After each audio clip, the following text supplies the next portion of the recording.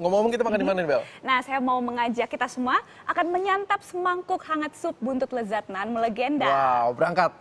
Yuk. Tapi sebelumnya tak bosan mengingatkan bagi yang punya informasi menarik jangan disimpan sendiri. Iya, Anda bisa berbagi salah satunya lewat akun Twitter kami @officialnetnews. Oh iya, jangan lupa juga pilih idola favorit Anda dalam Net One Choice Awards 2014. Akhir kata saya Isabella Fauzi. Dan saya Peter Ngantung, selamat pagi dan Selamat menikmati akhir pekan.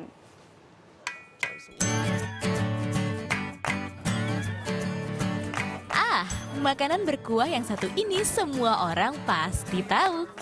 Terdiri dari campuran wortel, kol, tomat, daun bawang, daging sapi, dan tentunya yang spesial potongan bagian ekor sapi. Apalagi kalau bukan sop buntut. Salah satu jenis sayur yang rasanya dahsyat. Kuahnya penuh dengan rempah-rempah nan menggoda. Dan aromanya yang istimewa membuat lidah tak kuasa menolak. Karena kelezatannya itulah sop buntut di Indonesia cukup populer. Tapi sebenarnya berasal dari mana ya sayur sop buntut sendiri? Katanya dari Amerika, ya Boston sekitar tahun 20-an begitu ya. Mereka punya namanya oxtail soup, jadi sop atau sup buntut. Kemudian itu ketika perang dunia dibawa ke banyak negara antara lain sampai juga ke Asia dan sampai ke Indonesia sekitar tahun 40-an. Nah, sampai di Indonesia dia berakulturasi dengan makanan lokal kita menjadi macam-macam sop ya. Sebenarnya sop buntut ini adalah jenis makanan untuk fun, untuk senang-senang yang sebaiknya tidak dinikmati sering-sering. Ya, kenapa? Karena buntut ini adalah bagian tubuh dari sapi atau binatang yang tidak aktif sehingga lemaknya cukup tinggi di sana karena tidak dipakai untuk kegiatan. Di Jakarta, sop buntut mudah kita temukan. Tentu dengan rasa yang biasa.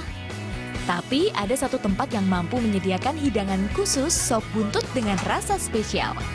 Tepatnya di Jalan Menteng Kecil, Jakarta Pusat. Warung makan sederhana yang menunya luar biasa ini memang khusus menjual sop buntut. Di mana lagi kalau bukan di warung sop buntut Cut Mutia.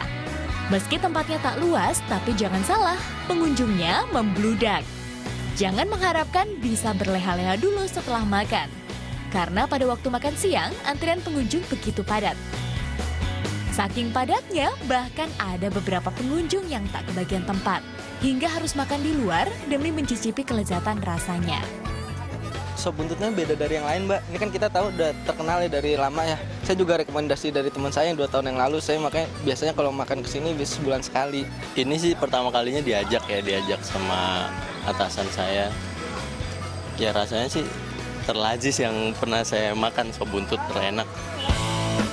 Ada 2 hal yang membuat warung sop buntut ini diburu pecinta kuliner. Selain rasanya yang yahut, sop buntut ini terkenal karena kelegendarisannya. Sop buntut Cut Mutia berdiri sejak 1970. Dulunya tempat ini dirintis oleh almarhum Nurjana, yakni ibu mertua dari Muryadi yang kini mengelola warung makannya. Pertama kali kita jualan itu nasi padang, ya, belum ada sop buntut.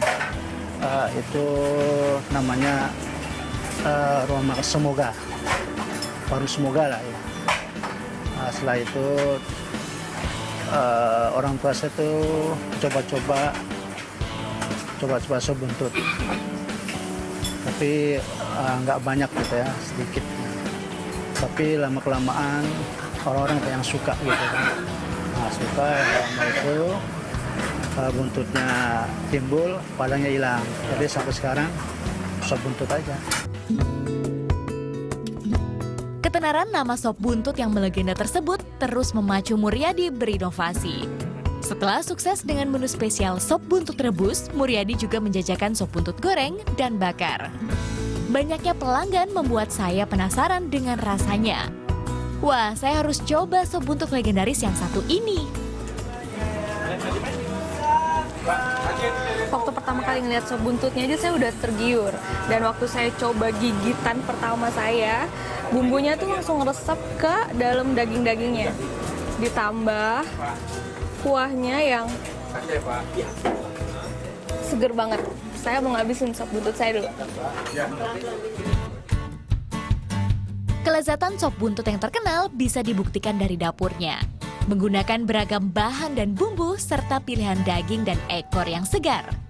Beberapa bahan yang dibutuhkan untuk membuat sop buntut adalah wortel, kol, daun bawang, tomat, daging, dan ekor. Sementara untuk bumbunya dibutuhkan bawang putih, lada bubuk, dan garam. Bahan-bahannya simpel saja, tapi bagaimana dengan proses memasaknya ya? Yang pertama dilakukan adalah rebus irisan daging dan ekor dalam air yang sudah dicampur bumbu.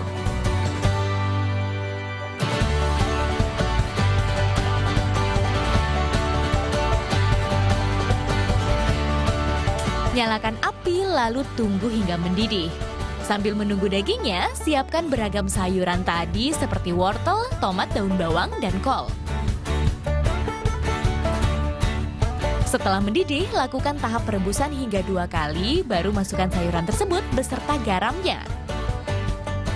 Bu, kenapa sih bisa merah banget dagingnya? Mungkin kita kada kasih tomat, wortel, udah gitu kan ngerebutnya emang itu bertahap.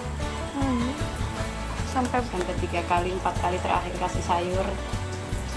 jadi bukan karena pewarna ya daging merahnya itu. Bukan karena, bukan karena apa.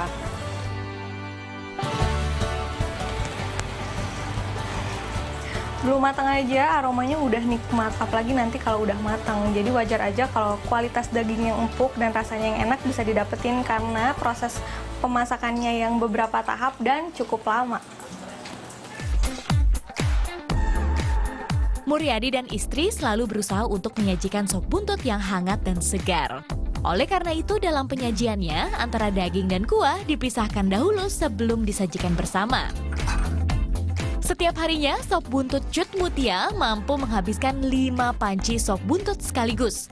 Dan untuk mengisi 5 panci besarnya, dibutuhkan sekitar 50 kg daging dan ekor sapi. Warung sop buntut ini buka setiap hari mulai pukul 9 pagi hingga 4 sore. Tapi jangan datang terlalu sore karena kita bisa kehabisan sopnya bahkan sebelum warungnya tutup. Harga satu porsi sop buntut rebus Rp33.000. Sop buntut goreng dan bakar seharga Rp38.000. Tapi setelah memakan sop buntut ini, ingat ya untuk tetap mengonsumsi pola makan sehat lainnya agar badan tetap fit. Anissa Fikasari, Rio Pambudi melaporkan untuk NET.